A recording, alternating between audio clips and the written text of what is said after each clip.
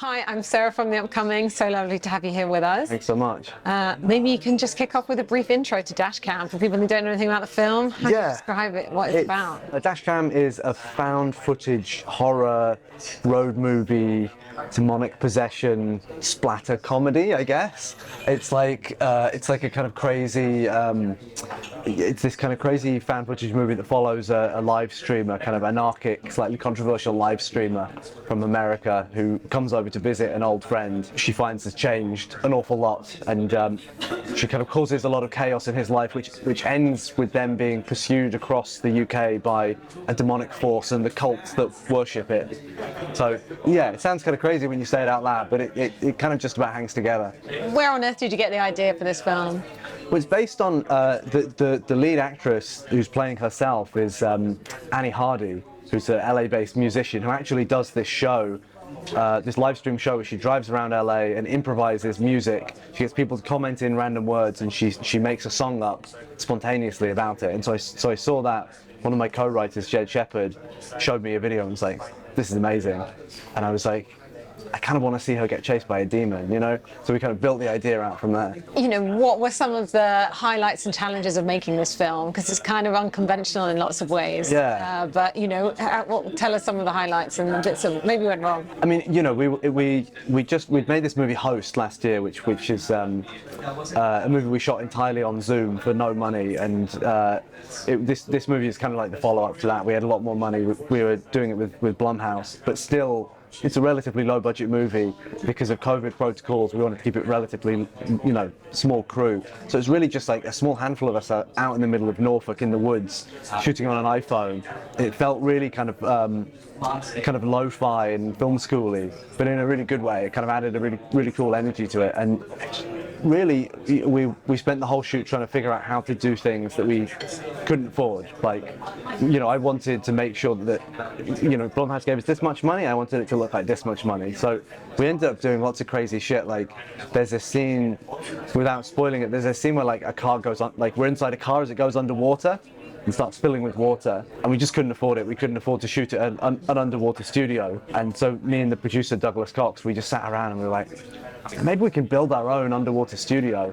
So we got like a giant shipping container and filled it full of water and heated the water, and then we just lowered a car in there with a crane and then blacked it all out and shot it. So we're always finding these kind of solutions for not having enough money. So almost the creativity is actually born out of the restrictions on your budget in some respects. Well, totally. Blumhouse were great, and just like they gave us complete creative control. So any mad idea, so long as we weren't killing anyone, they were happy to support. So yeah, I always love restrictions. So long as I've got the kind of creative freedom to figure out a way around them, it's always beneficial. And would you say, I mean, it's so unique, but would you say you'd take any kind of reference from other films? I mean, if you're thinking of the found footage kind of concept, maybe you would say go back to Blair Witch Project or something like that. But, you know, do you take, you know, inspiration from other projects, or, you know, is it a lot of it just come from your own ideas? No, I steal from everywhere. Like, it was definitely, Blair Witch Project was a big influence, especially in like the editing of it, because the whole idea is it's almost like a found, like this live stream has been found and someone's cut it up, same as Blair Witch Project. And then, you know, it takes as much from like Louis Theroux documentaries as horror movies, because it's kind of, Annie's a very unusual character, and so there's this kind of the way that Louis works with these very, you know, unique subjects. I watch a lot of his Weird Weekends and all this kind of early BBC stuff.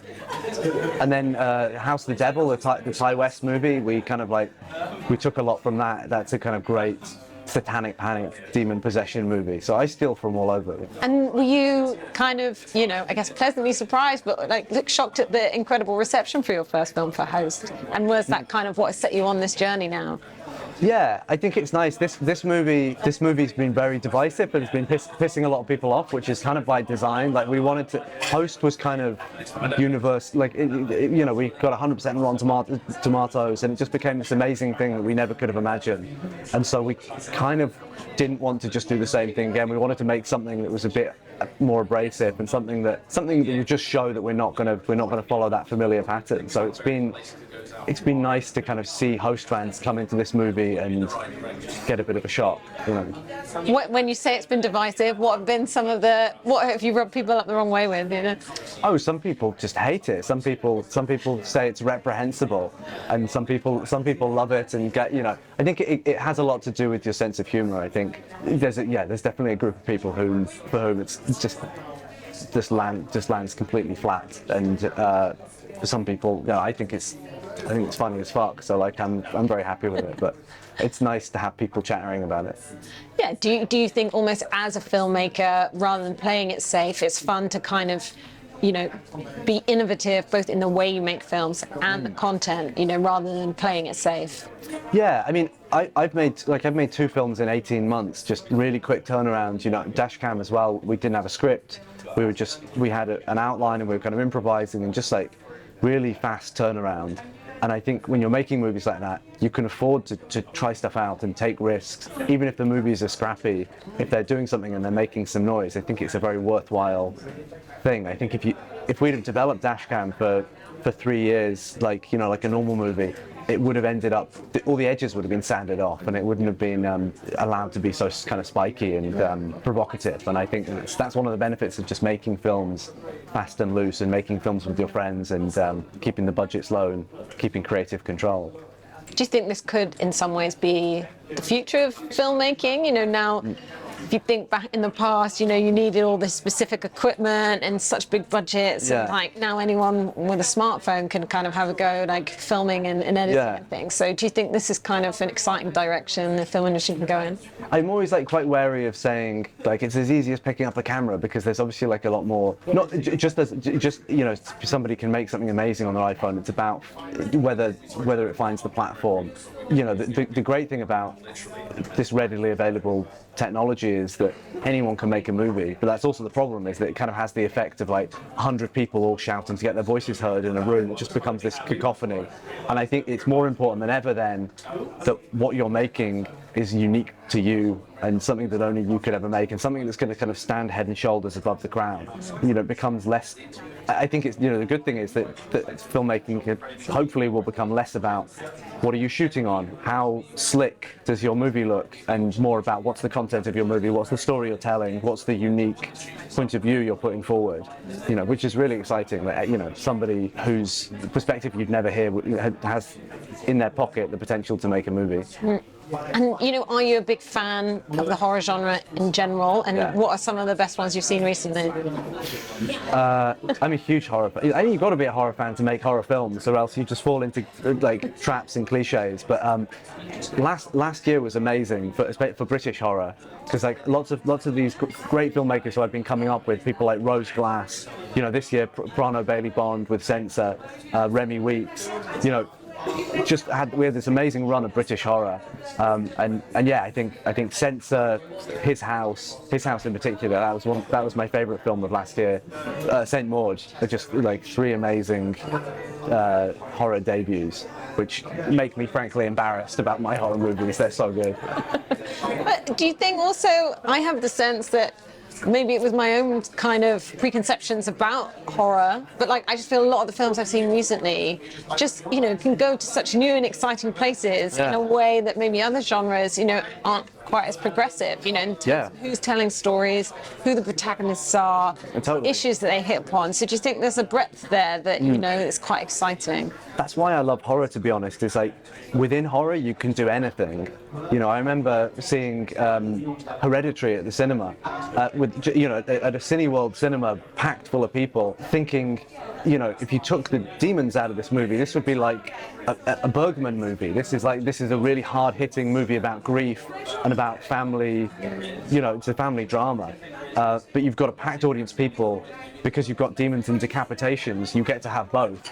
And I think none of those people would have come if it was just a straight family drama.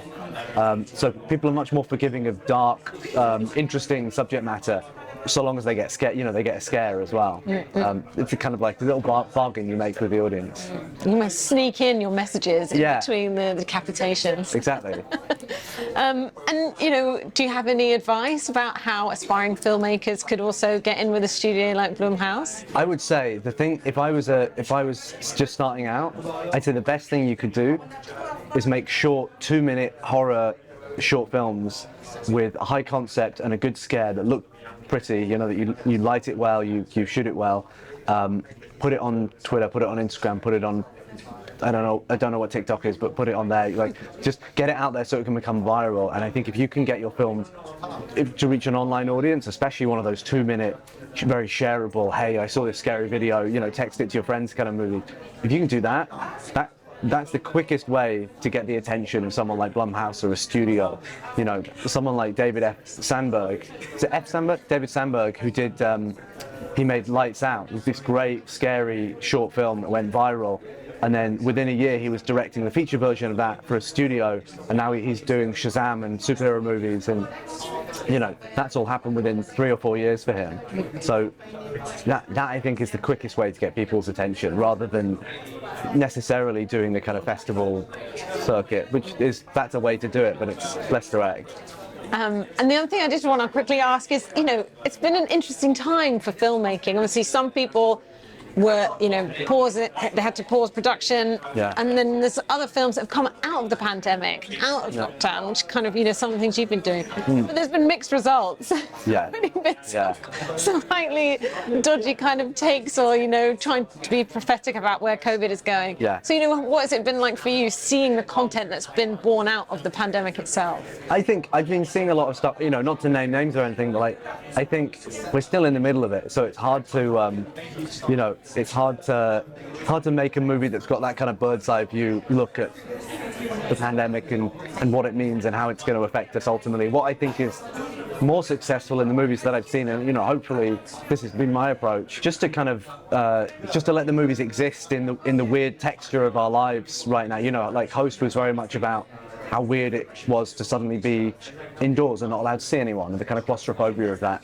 And this movie is about the world kind of opening back up, and how weird that's feeling, interacting with human beings again and all that kind of stuff. So I think there's something interesting about just planting a flag and saying this is kind of what it felt like to be in the middle of this thing.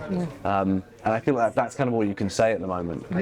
And just very quickly, how does it feel to have the film here at LFF? Oh, it's incredible to have a film at LFF. We played a couple of shorts here, but to have a feature and see it in the guide, and it's going to play at the NFT one, and it's this is, we premiered at Toronto, but this is the screening, this is the one, the hometown screening that I'm really excited about. And it's just, this is the crowd, this is the one. And if I'd have told myself 10 years ago when I started making movies that I'd have a feature at LFF, my head would have exploded. Do you know what your next film will be? I don't. I think I'm going to have a rest first, and then sounds like you need one. I'm up for air a couple of years later when I wake up. All right, well, thank you so much for sharing all that with us, and enjoy the experience of the festival. Amazing, that was fun, thank you. Oh, thanks, Ralph.